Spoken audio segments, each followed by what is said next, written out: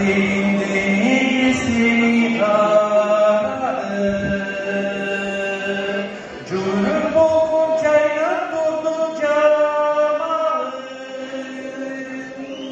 Dağlarını kendi peşlerinde.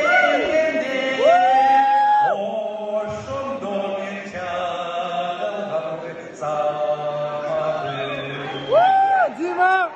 Basılan çağrıların içine başkalarımız bir gönül içine